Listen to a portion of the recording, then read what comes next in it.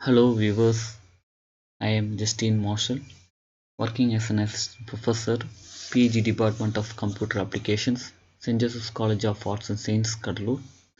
In this video, we are going to see about triggers in PLSQL.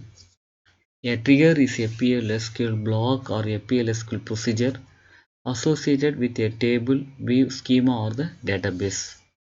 It executes implicitly whenever a particular event takes place. Trigger can be divided into two types. One is application trigger and another one is database trigger.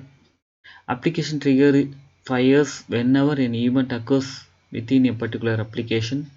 Database trigger fires whenever a data event such as a DML or a system event such as logon or logoff occurs on a schema or database, creating DML triggers.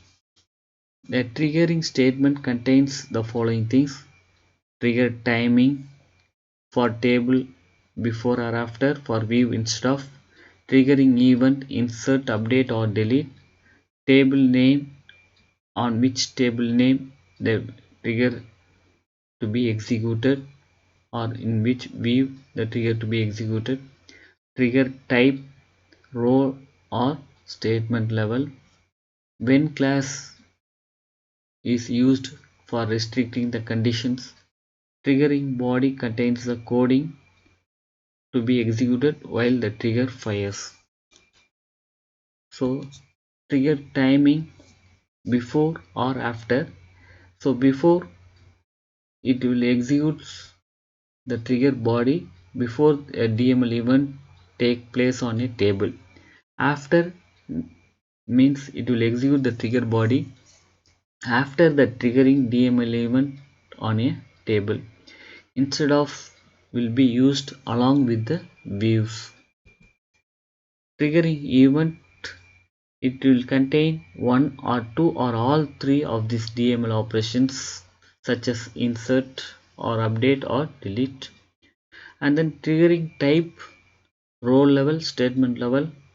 In row level, the triggering body executes once for each row affected by the triggering event. Statement level, the trigger body executes once for the triggering event. It is the default one. And then the triggering body will contain the coding to be done. So here we can able to see the syntax of how to create trigger. So create or replace trigger, trigger name, whatever we want we can give it, and then timing before or after, and then event, so insert or update or delete on table name, and then trigger body. Now we will see an example of a trigger. This trigger has been written to restrict any manipulations to be done on the EMP table on Sunday. So on Sunday, the trigger will not allow to do any manipulations on EMP table.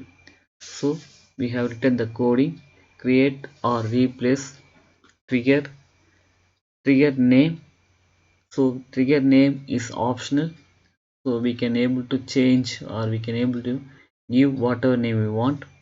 And then trigger timing, here we are using before, so before, and then event, so insert or update or delete, so we have used all the three. On table name, so table name is given as EMP, and then the trigger body, so begin. So here we have written the coding to restrict to do any manipulations, either insert or update or delete on Sunday. So here we have written the coding: if to char sysdate, we are taking only day, that is equal to Sunday. Then we are raising the application error. raise application error.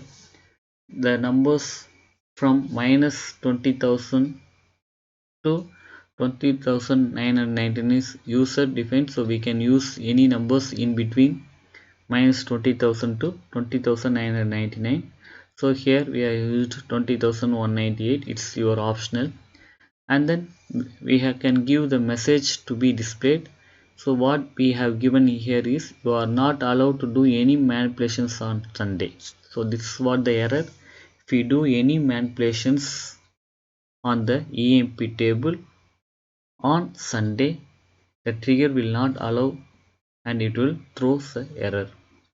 So end if and end.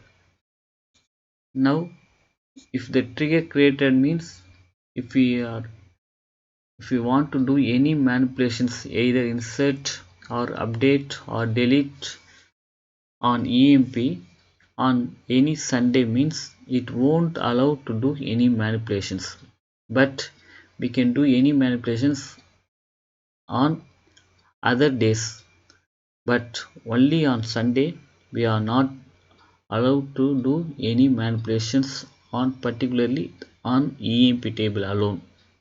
So we can't able to do any manipulations, insert or update or delete on Sundays in the EMP table. So that's what we have written the trigger. So this trigger will be created and then it will be executed whenever if you try to insert or update or delete on EMP on Sunday. Right, now we are going to see how to drop a trigger. So dropping a trigger, so drop trigger name. So the trigger will be dropped. For example, drop trigger restrict manipulate or restricts. Now whatever name you have given, if you restrict if you drop that trigger, the trigger will be dropped. Once the trigger gets dropped, and then if you do the manipulations means we won't get any error. But if the trigger is alive, the trigger will restrict to do the manipulations, insert, update or delete on the EMP table on Sunday, means it won't allow. Thank you. We will meet on next video. Thank you.